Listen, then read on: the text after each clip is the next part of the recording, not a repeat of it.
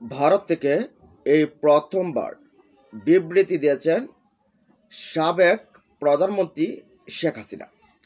তো এই ইসকনের চিন্ময়ের ব্যাপারে কি বলছেন আমরা একটু দেখি, তারপরে সাথে সাথে আরও দেশের ব্যাপারেও অনেক কিছু বলছেন। তো আমরা একটু দেখি তিনি কি বলছেন। হিন্দু উগ্রবাদী সংগঠন ইসকনের সাবেক নেতা ও বাংলাদেশ সম্মিলিত সনাতনী জাগরণ জোটের মুখপাত্র চিন্ময় কৃষ্ণ দাসের মুক্তি চেয়েছেন গণ অভ্যুত্থানের মুখে পালিয়ে যাওয়া সাবেক প্রধানমন্ত্রী আওয়ামী লীগ সভাপতি শেখ হাসিনা।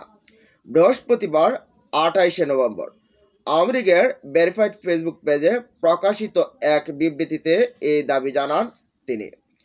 আইনজীবী সাইফুল ইসলামের নাম উল্লেখ না করে শেখ হাসিনা বলেন, চট্টগ্রামে একজন আইনজীবীকে হত্যা করা হয়েছে। এ হত্যার তীব্র নিন্দা ও প্রতিবাদ জানাচ্ছি। এখন শেখ হাসিনা এতদিন পর্যন্ত ভারতীয় কোনো বিবৃতি দেয়নি, তবে আবার তিনি একটা বিবৃতি দিয়েছেন, যেটাতে আপনারা বুঝতেই পারছেন যে চিন্ময় কৃষ্ণের কিন্তু তিনি মুক্তি চেয়েছেন। অথচ দেশের ভেতর যে কাজগুলো ঘটেছে চিন্ময়কে ঘিরে, এখন চিন্ময়ের পাশ থেকে কিন্তু ইসকনও সরে গেছে।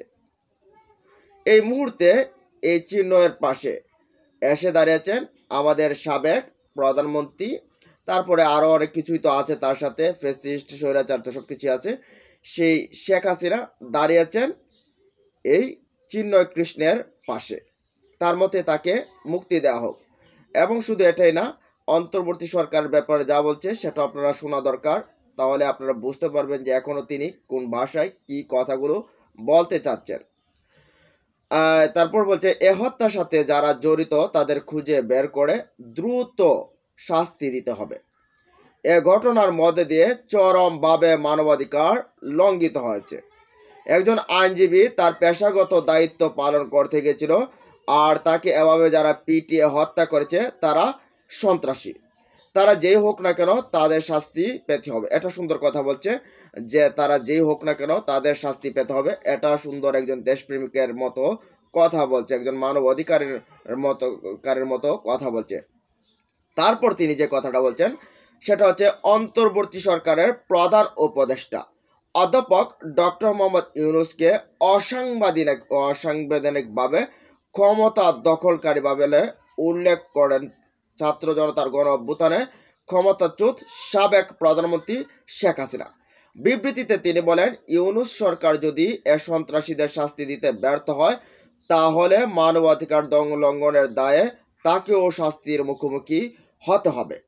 দেশবাসীর প্রতি আমি আহ্বান জানাচ্ছি, এই ধরনের সন্ত্রাস ও জঙ্গিবাদের বিরুদ্ধে সবাইকে ঐক্যবদ্ধভাবে রুখে দাঁড়া। তাহলে প্রধানমন্ত্রী শেখ হাসিনা কেন স্পষ্টভাবে বলল না যে এই জঙ্গিবাদ, যেহেতু বলছেন জঙ্গিবাদ ইসকনকে বলা হচ্ছে এখন, যেহেতু ইসকন এটার সাথে জড়িত, কেন বলল না ইসকনের বিরুদ্ধে সবাই রুখে দাঁড়া। সাধারণ মানুষের জানমালের নিরাপত্তা নিশ্চিত করা জরুরি। গত 16 বছর আমরা দেখছি কি পরিমাণ নিশ্চিত করা হয়েছে। বর্তমান ক্ষমতা দখলকারীরা সর্বক্ষেত্রেই ব্যর্থতার পরিচয় দিয়েছে। তিনি আসলে হয়তোবা সেটা সফলতা দ্বার প্রান্তিকে পৌঁছত, এটা আমরা তার কথাতে বোঝা যাচ্ছে।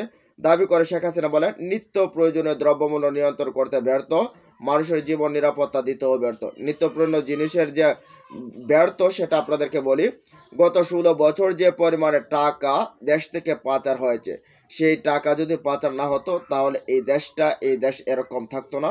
তারপরে বিগত সময়ে বন্যা, এই বিষয়গুলো কিন্তু থাকছেই। মানুষের উপর প্রত্যক্ষ পরোক্ষভাবে এসব নির্যাতনের তীব্র নিন্দা তিনি জানিয়েছেন। তিনি বলছেন, এগুলো করে দ্রব্যমূল্যের দাম বাড়িয়ে বা বিভিন্ন বাষ্পে এগুলো করে সাধারণ মানুষের উপর নির্যাতন করা হচ্ছে। চিন্ময় কৃষ্ণ দাসের নাম উল্লেখ না করে শেখ হাসিনা বলেন, সনাতন ধর্মাবলম্বী সম্প্রদায়ের একজন শীর্ষ নেতাকে অন্যায়ভাবে গ্রেফতার করা হয়েছে। এই যে মুখোশ, এই জায়গাটা এসে কিন্তু খুলে গেছে।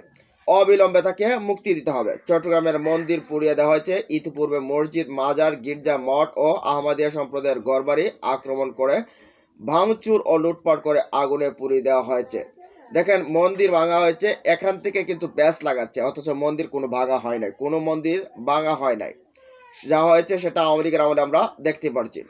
তো সব সম্প্রদায়ের মানুষের ধর্মীয় স্বাধীনতা ও জানমালের নিরাপত্তা নিশ্চিত করতে হবে। আওয়ামী অগণিত নেতাকর্মী, ছাত্র জনতা ও আইনশৃঙ্খলা বাহিনীর সদস্যদের হত্যা করার পরে চলছে হামলা ও গ্রেফতারের মাধ্যমে হয়রানি। গত 16 বছর যা হয়েছে সেটা বিশ্ব মানবতাকে কিন্তু হার মানিয়েছিল। আমি এসব নৈরাজ্যবাদী ক্রিয়াকলাপের তীব্র নিন্দা ও প্রতিবাদ জানাচ্ছি বলে বিবৃতিতে শেখ হাসিনা এইসব কথাগুলো বলেন। মাঝে মাঝে মায়া কান্না করছেন, মাঝে মাঝে রুদ্রমূর্তি তিনি হয়েছেন। যাই হোক, তিনি যে এই কথাগুলো বলছেন, বাইরে থেকে বলছেন, ভারত থেকে বলছেন, তার আমলে কি হয়েছে না হয়েছে দেশবাসী সেটা সবাই জানে। তো এই বিষয়গুলো নিয়ে আপনাদের মতামত জানিয়ে দিন কমেন্ট বক্সে। ভালো থাকুন, সুস্থ থাকুন, আল্লাহ হাফেজ।